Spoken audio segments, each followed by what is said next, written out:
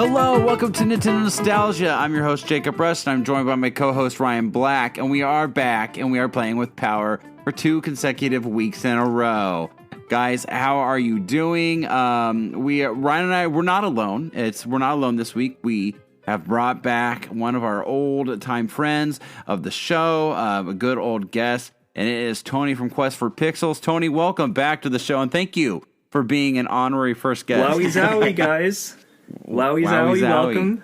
Thank you for having me. It's going to be, thank you for letting me join for this wonderful podcast that we're going to have here. I'm very excited to be back and chatting with you fine folks. It's been way too long. I mean, it's been years at this point just because of the hiatus of our podcast and, busy with life and kids and families. You got it. We were just talking before the show started about all the busyness of that. But I'm so glad that you could be on. Tony and I, we've been talking pretty much a little bit since, I think, like late summer, just kind of say, hey, it's when we're launching again. Would you like to join the show? And he was more than willing to do it. So we're very grateful, Tony. Thank you for being on.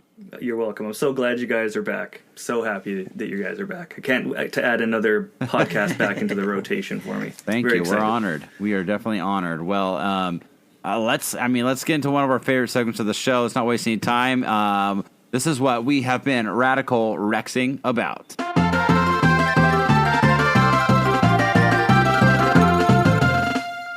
All right, so I guess I'll get into what I'm radicalizing about. I survived yesterday, so I had an interesting day yesterday. I had to get up at like 3:30 in the morning, and I drove into Ohio for a doctor's appointment with my spouse, but I still had to work that day, so that's why I left early. And I'm just happy that I'm back home and well, because I blew a tire on the interstate on the way there, so I ended up driving it like to that next exit, and there happened to be a car tire place there, and I got it in, and they got it switched out, and we made it to our appointment on time. I was kind of working remotely from a Cracker Barrel that was just across the street most of that time. And then we got to go to the doctor's appointment. Then we went shopping at Jungle Jim's in Ohio. I don't know if you know what Jungle Jim's is, but it's kind of like an international food market where you can get foods from all over the world and like their name brand stuff. Very cool. And it's kind of like a theme park in a lot of ways. Like the different sections have like animatronics and everything. And it's quite a fun time.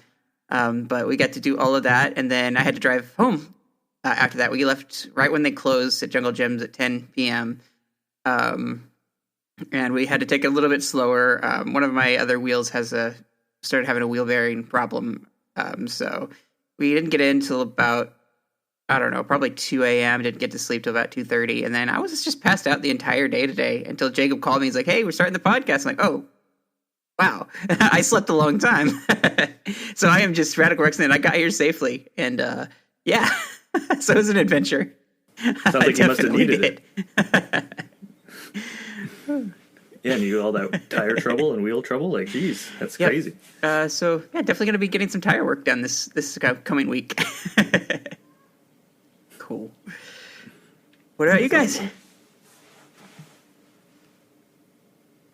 Well, I'm radical Rexing about a couple of old shows. Actually, I've been trying to think of something to watch. You know, I ran through Futurama on Hulu there, and then I was kind of missing a show in my life. You know, nothing really to watch. So for some reason, well, probably because it's had a revival, I was like, you know what, I'm going to look at the OG Frasier show on Paramount Plus.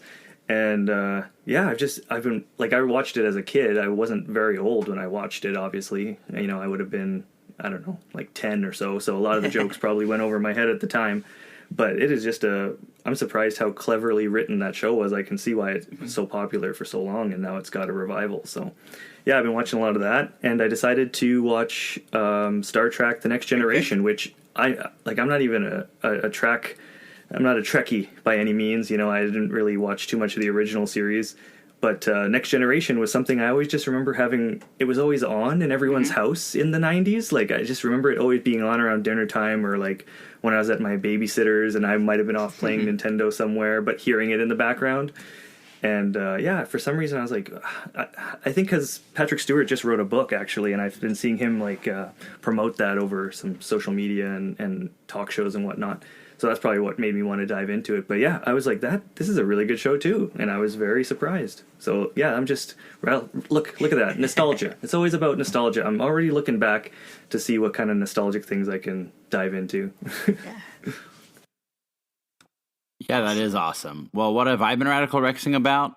Well, honestly, I'm still hyped that the show is going regularly again, and that we're doing it for a second week in a row. That feels like a win for us since it was so inconsistent in the past. I'm really happy about that. I have got to dive in a bigger chunk of Mario Wonder because I've been playing that with my wife. My wife doesn't play very many games. She does like some spooky things, but in general, she really just loves Mario. So she made me promise that I wouldn't play the game without her. So we have been playing through it together, just kind of taking turns, or I help her out if she can't figure something out. Overall, I think the game, I mean, we're going to talk about it in a little bit. So I'm not going to dive too much into it, but I have been enjoying it overall. It's been I feel like more of a casual play for me. I have not been able to just like sit down and like, all right, I'm playing this for 5 hours, but in general, it's been going pretty well. I did get to play my son because my son wasn't home last weekend. I was actually able to play Spider-Man for once because he's always playing Spider-Man on the PlayStation 5. And, I did get to get a good chunk of hours into that. And I found it very reminiscent of when Breath of the Wild first came out. I found myself doing a lot of the same things where like, remember when you would climb a mountain and you see a tower and you get to the tower and you're just like, yeah, I made it. And it feels great. And then you see another tower off in the distance. You're like, that's not that far. I feel like I could make that. I've been feeling that same way with Spider-Man where like, cause you can unlock, I don't know if you've played Spider-Man, Tony, but you can unlock like, these like beacons, and it opens up a big part of the map of New York City for you, and there's a bunch of them all over the city. So then you can kind of see where they are, and every time you do it, you unlock like little areas where there's like all these different Peter Parker backpacks have been placed all over the city, and you can go get them, and they have like things that you can build new suits out of. So it's kind of the collectathon person to me. I really kind of get addicted to that. So I've been swinging around doing that, and then while you're swinging, oh no, you get like some like criminal case just popped up on your radar, and it's like you can go stop these bad guys. And every time you do these fights, like you get more bonus points and you're able to upgrade even better. So it's been really addicting. I'm trying not to burn myself out because I've been warned that like, if you try to do everything, you can easily get yourself burnt out. And I really don't have the time to like 100% it. So ultimately I just want to get strong enough to where I can get through the main course of the game, and then I'll move to Miles, and then I'll move on to Spider-Man 2 eventually. But in general, that's what I've been Radical Rexing about. And I study a lot of U.S. history, so I think that's pretty fun. I get pretty geeky about that, so I guess I'm Radical Rexing about that. I like, with history, my wife gets sick of hearing it. I just love to see how everything fits together. Like you see these different times of life. I like to see the puzzle pieces of where we came as a society and as humans, and to like how we got to where we are today. And I think that's fascinating. So that's one more thing I'm Radical Rexing about. But yeah, it's like a roadmap of sorts that you can kind of look back on and see where things have progressed and where things are going and how things changed over the years.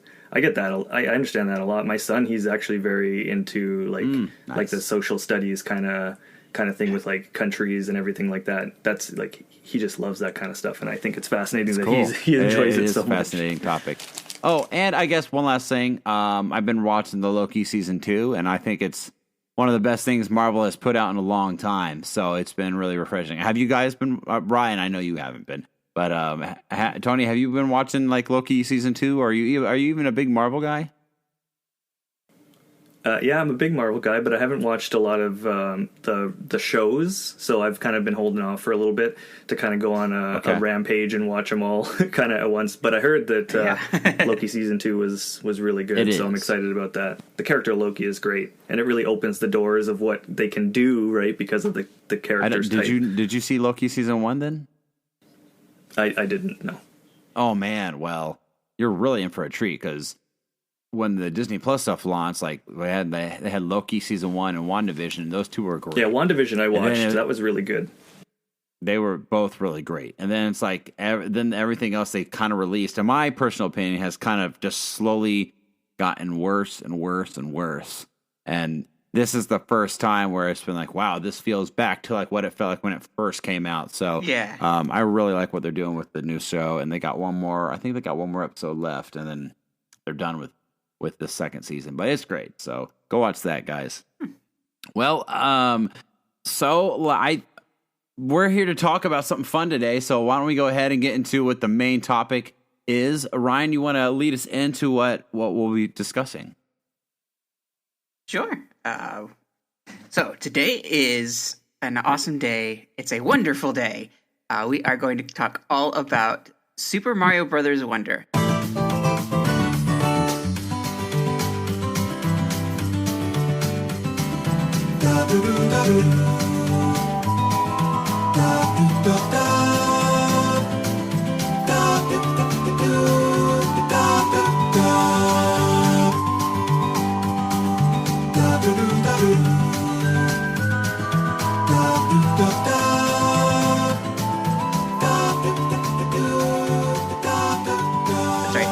Brothers Wonder, not to be confused with any other kind of abbreviation like SMW or anything like that, like Super Mario World. No, it's SMBW.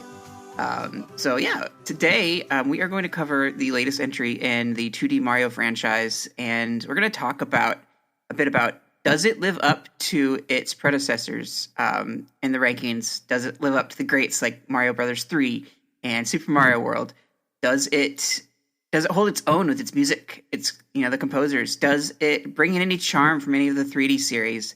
And finally, just our initial impressions and our feelings about how this created nostalgia for us and how this is going to shine in the future going forward. So some of us are at very varying points in the game. So we haven't all beaten it or haven't all gotten experience everything, but I definitely have a lot to talk about today. So let's get into it.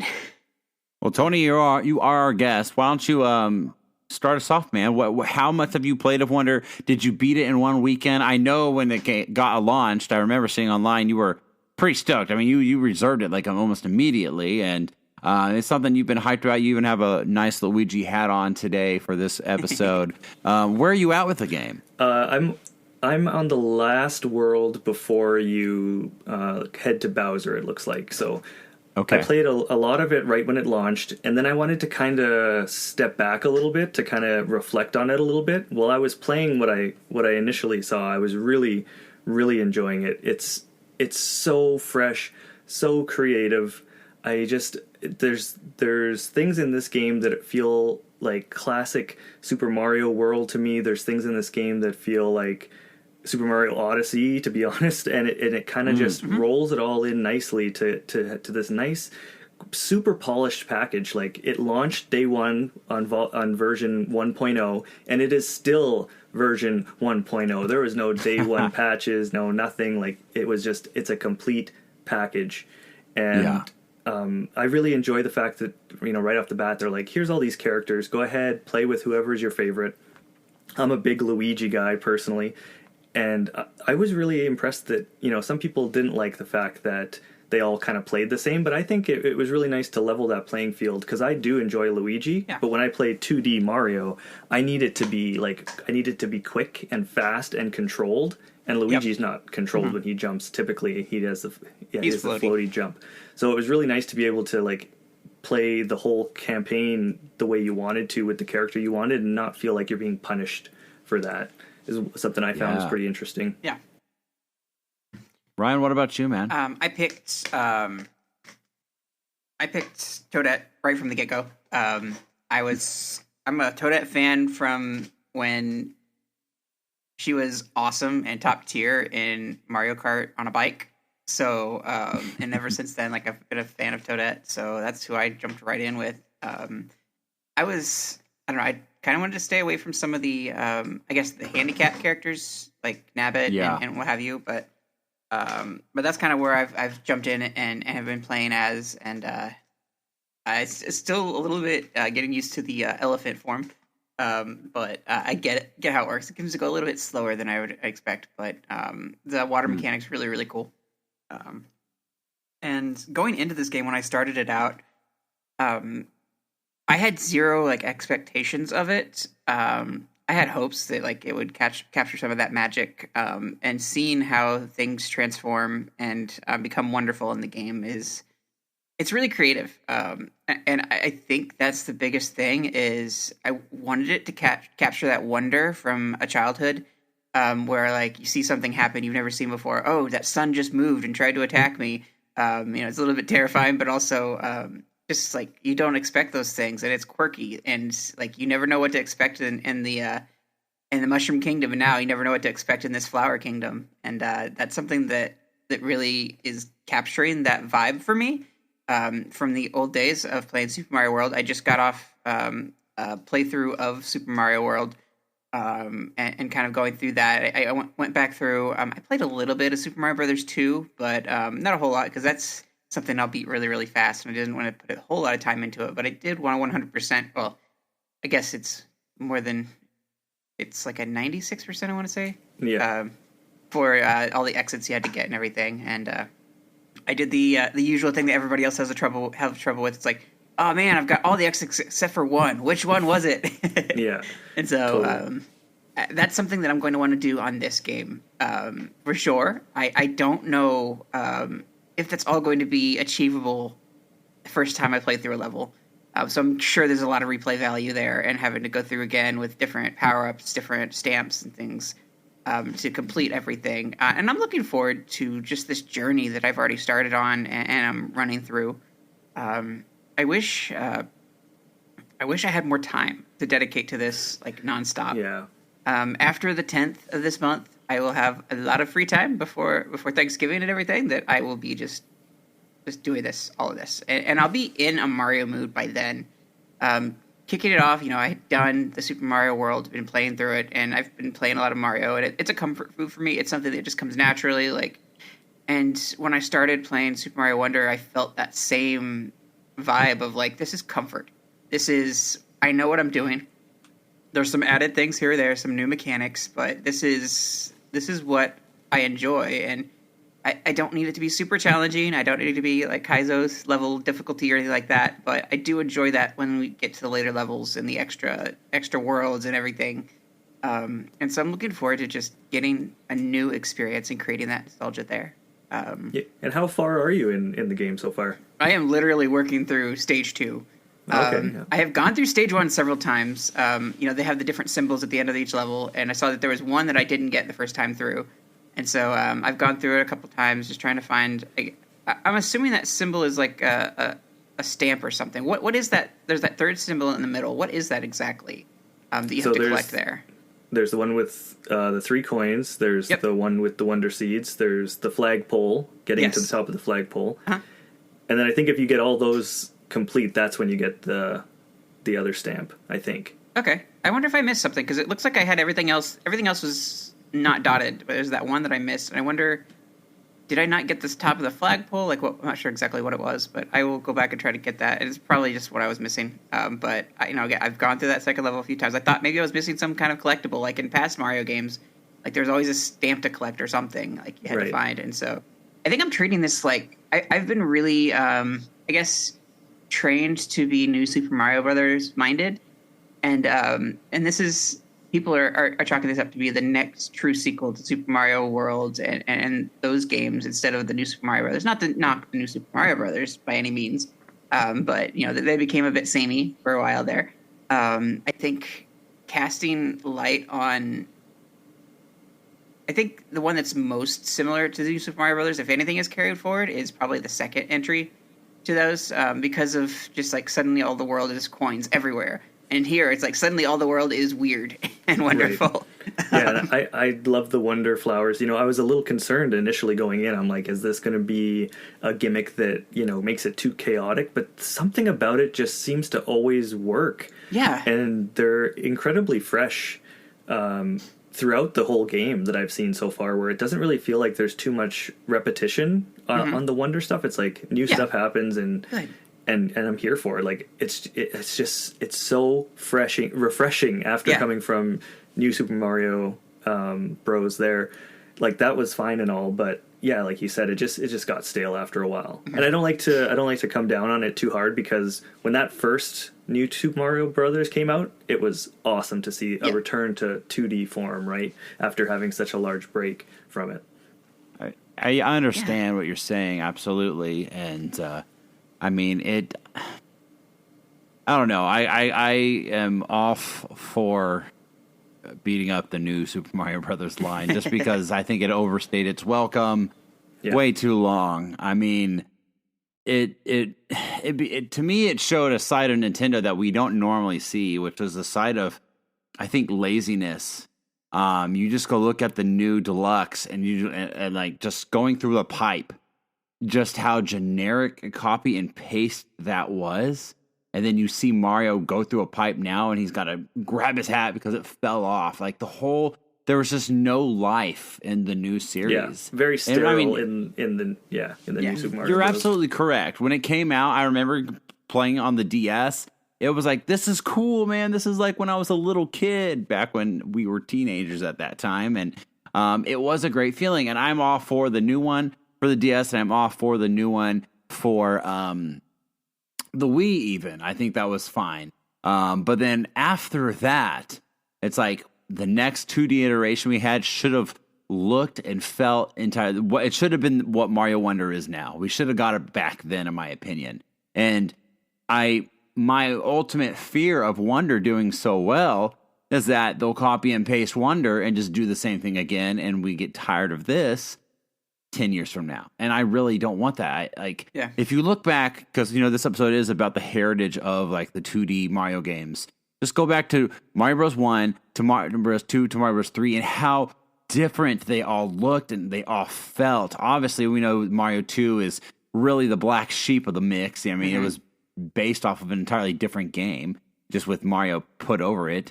But I like to highlight Mario 1 and 3.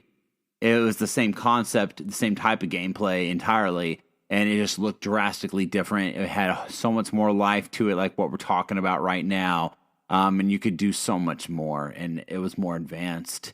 And then you go from 3 to World, and it felt the same magical thing. It's like we got the same formula, but we added more sprinkles onto it. There's an overworld now. There is, I guess there was in 3 as well, but it was... It was a bigger, better experience, more connecting. It felt more connected, I guess, than the world of 3. And it just offered new things. We got to ride a dinosaur for the first time. And, what I like the most with the little time I've spent with Wonder, what I love seeing is it's a cliche to say, I think, but the wonder that it shows. I mean, I love watching the animations, the facial expressions of the characters, the bad guys to the main characters. I love watching the detail of when you jump up in the air, then you float back down, like what it does to your clothes. Like all of that makes this game that much worth it, and it feels special. I don't know what else to say. I think really ultimately that's what I love the most. Musically, I will have to admit I'm not like loving the soundtrack. I feel like a lot of songs in the soundtrack don't belong in the levels they're in, if that makes any sense. Like I'm playing like a Green Greens area, and it sounds like I should be on the beach, in my personal opinion. Like I'm hearing songs that don't match, and that's just a preference, but and there are some good tracks. Nothing has really blown me away to where I'm like, oh man, I'm putting this on repeat, I mean, that could be different for you guys though. You tell me otherwise. Ryan, sorry, what were you trying to say? Oh, I was just kind of looking back at, comparing the games. Like this Wonder is another level of characterization of things that, and things are, everything can be animated with the Wonder Flower. And so like even something as simple as, 1-1, you see this pipe start inching along like a caterpillar. And we saw that in preview videos and things like that. And so I was like, oh yeah, okay, cool, we've seen this. But then like when I saw it go into the ground and become a pipe that you can use, I thought that was really, really cool. And I don't know if it was supposed to happen or not, but I did double back on one of my playthroughs of 1-1 and saw that another caterpillar was crawling along after that first one. And I thought that was kind of neat to see. I don't know if there's anything of that because it disappeared shortly after, but just it's really, really cool to see things that are normally stationary become living. And Mario has always been the one to throw faces on the random things. Like you've got clouds with faces, and things are become alive and have a friendliness to them. But now it's like everything is on the table for that. And the character is just unmatched from other Mario games. It's so animated, and that's a wonderful thing. I really love what all they've done. Like the second level with all of the piranha plants everywhere. And I've been playing through the second one, so I haven't gotten all the way through the second one, but I've heard that there's a twist there. It's like, oh, I can't believe they did that. Or, that's really cool that they did that. So I'm looking forward to hitting that point. I think I'm almost there. So like I said, I've played the first level ad nauseum, and I didn't go into stores and Target and try to play the demo there. I wanted to start completely fresh. And so like it's been joyful for me, but I can't comment a lot on the music because I play with the sound off. So perhaps it's a crime. I know. I played a little bit with the sound off as well, and then that's when I noticed about the sound in the Joy-Cons. Did you notice that? I've got so if you run on the blocks that have the music notes, the sound will come out of the Joy-Con just from the vibration. It plays I've got to turn mine on. I've got to turn my vibration on my controllers. I had it turned off to save battery. And if you turn it up louder, like there's a setting there, you can turn it up to harder vibration, and it's even louder. And you'll hear it when Prince Florian, I think the character's name, jumps out of... to talk to you. There'll be a little pop-out noise in there. Outstanding. And same with, it was just the little surprises and delights like that. Like, there's lots of times where I, like, had a shocked face, like, like something that you would, like, see a kid's reaction to something. Yeah. Like, oh, I can't believe they did that. And that's something that we haven't really seen in Mario for so long, where it's just been the same thing over and over. So it's kind of this idea of turning things on its head and just animating the living life out of everything, and that makes it really special, I find. I like how Nintendo could take something in your hands and make it a new experience too, because the Wii had that speaker in it, and it would do things like here or there and make noises. So it's cool that they're still able to make sound and to bring you more into the experience. Totally, it totally brings you into the experience. They did an amazing job here. With this new iteration, and I do understand, like, we don't want to see the same thing over and over and over again happen. We really want to see, like, forward motion. Are we going to expect something, like, super off the wall, like a spin-off, like call back to the Next Generation from the original Star Trek? Or is it going to be, like, Super Mario Brothers 2 versus how 1 was, or even Zelda 2 from how 1 was? Are we going to see something that drastic of a change? I doubt it, but I definitely don't want to see like Wonder go the direction of a new Super Mario Brothers and just become cookie cutter. Right. I'd like to see the innovation and the care and thought and charm that Nintendo brings to games be brought forward. And I hope that they don't have a dev cycle, like they take as long as they need to for the new one. And but not to say that I don't want the developers to make what they want to make. If they have ideas for, like they had back when Super Mario Galaxy had enough ideas to make it a whole nother game, like, cool. But I think once they've done that, I want to see them move on to something, innovative and new and a next iteration instead of just the same thing like they've been stuck in for years with new Super Mario Brothers. Yeah, I would definitely agree with that. I mean, overall, Mario is, it was an exciting thing to see this game get announced. because even though I definitely prefer 3D Mario games like Odyssey style, 64, Sunshine, those are definitely my personal favorite type of Mario games to play.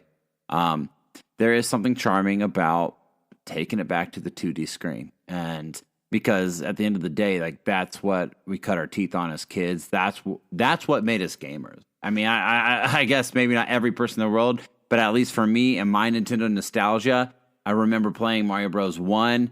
It had Mario Bros. 1 and the Duck Hunt combo. It was on the same cartridge as what we had.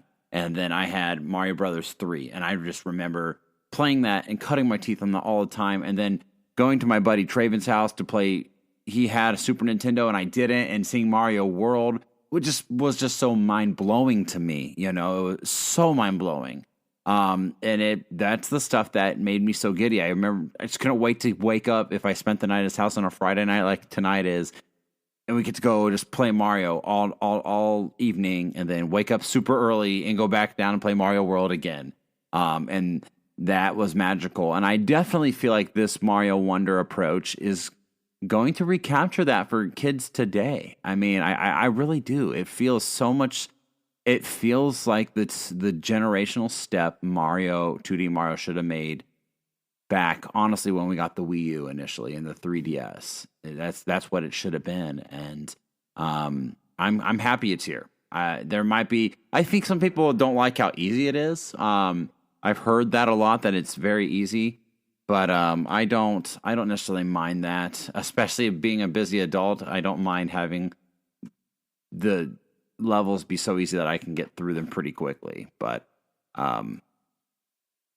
what about you guys? Any other like things you want to add to it about it at all? For the music side of it, I wanted to just add, I feel like there isn't a whole lot of memorable tracks in the game that I find. Nothing that really stands out to me too much. Yeah. And that's a little upsetting, because music in Mario and Nintendo, it just kind of always goes hand in hand, and it really brings back to that Nintendo nostalgia, right? It's hearing those tunes that you remember. And I haven't heard really one that I would like hum to myself like I would like Super Mario Bros. 3 or in Super Mario World, all those themes, like those ones you listen to on your MP3 player in your car, whatever, and they're so good and timeless. Where these ones are definitely polished and good tracks, but there's just nothing that really has stood out to me, and I'm really curious about Wonder as a whole in the zeitgeist. You know, like I want to see how we feel about it months removed, a year removed. Certainly, because I do think it is like the freshest Mario's been since for a long time. But I just wonder that word just comes up all the time. I wonder if it'll live up there with Mario 3 and Super Mario World. Well, and I think that's a fair assessment. I mean, it's exciting right now because it's so fresh. It's kind of like even what New Super Mario Bros. Was back in the day. It was exciting because it was so fresh and new. We hadn't had it in a while, but that doesn't necessarily mean that that's going to rank it as like top tier of all the Mario games out there. And yeah, let's when we're a year out from now or whatever, we can take a look back and actually say, does it live up? I would definitely say it's fun. I definitely say it's better than the new Super Mario Bros. Series. But at the moment, I can't like confidently say it is just as great as Mario World was.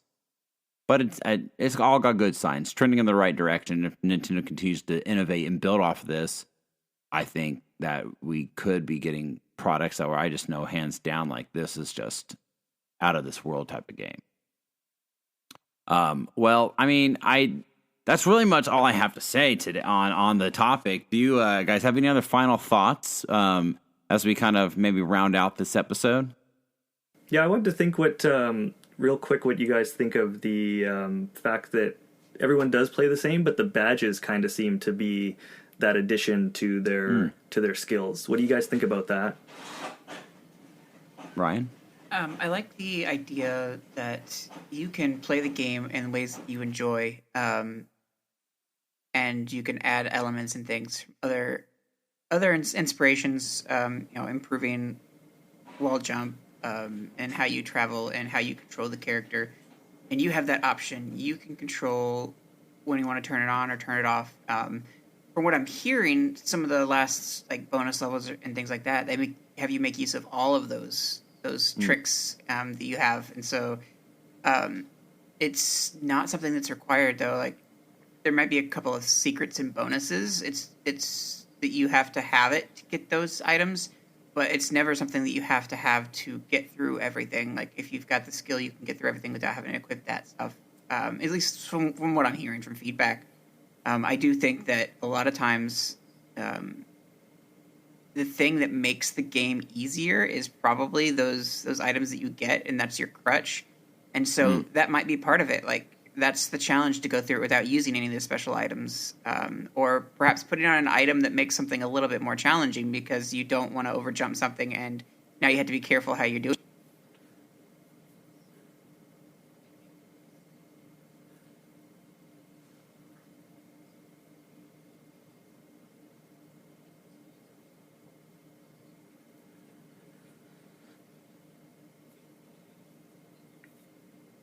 Different things they can do and a lot of variation that they offer with that, and it's something that goes beyond just the normal levels power-ups that they give you.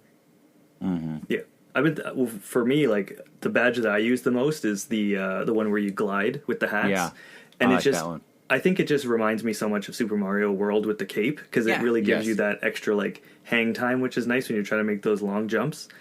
And another one that's really good is the grappling hook. That one is so much fun. But one that I had a really hard time with one of these challenges is the one where you kind of run and you continue running off the platform. So they make that gives you like a little bit of extra run in the air before you need to jump. Yeah. And you kind of have to run past the platform, continue running, and then time your jump. And my brain was just not wired to do that because it's so used to the way Mario feels and runs and jumps that it took me a few tries to get the hang of it. But once you understand it, it kind of works. But that one kind of threw me off. And I think that was kind of intentional. I think they wanted to throw you off and be like, this is another mix-up. This is something that's mixing different. Mario on its head, And they could have put an animation in there to give you like a cloud that appears or something. Like to give you there is. There is a little bit of a puff of air once you get off the platform. So it does, Okay, you're not completely like on nothing. So okay, good. I'm glad there's a visual cue there. Mm-hmm. I did like the badges. I remember thinking when I saw this, like, that is different, that is unique, and it adds more layers to the game. So, like, I don't really view it too much as a crutch. I viewed it as a new way to have fun and try different things with it. So, I liked it personally. I thought it was different and cool. But, Tony, as we round out the show, man, you want to tell our guests where they can find you? I know we talking. You've got some content that you're starting to put together again, and where people could find your old stuff and new stuff when it comes. Yeah, you bet. You can find me at Quest 4 Pixels. That's the number 4. That's on the YouTubes and on Twitch. And on Twitter, or X, I guess, you could find me at TonyBaker87. And that's where we're getting ready to do our content again for the winter and fall season, because we usually take a nice little summer vacation and then get back to her. So I'm very excited to do some streaming from my little new office nook that I have here. Got our basement done over the winter last year, and now I got my own little private space, which makes it a lot easier, right, to have a little spot to do it. So hopefully you guys can it makes it easier for sure. Hopefully you guys can find some of my content going up in those spots too, and just keep it locked to the old Twitter or X, and that's where I'll be posting all my stuff. Perfect, man. And thank you again so much for just being our first guest back on as we return as the show. Really, it meant a lot, and we're thankful to have still friends who haven't forgot about us and are still wanting to work with us on stuff. So we're happy to have you. Ryan, can you remind everybody where they can find us? Absolutely, man. You can find us on Apple Podcasts, Google Podcasts, on Spotify. We also have Amazon Podcasts and Pandora Podcasts, if those are still a thing. I believe Pandora is one's called AMP. You can also find us on YouTube. We have some select videos on there. You can also find the show on Facebook at Nintendo NOS, on TikTok, Nintendo_NOS, on X Twitter at Nintendo_NOS, Instagram, Nintendo NOSIN. Shoot us an email at Nintendonostalgiain@gmail.com. And you can always call in on our hotline, share your memories, and show us some love at 317-969-5690. Guys, that brings us to the end of the episode. Thank you so much for joining us. Thank you so much for listening. And we will catch you later. Later, Preston. See ya.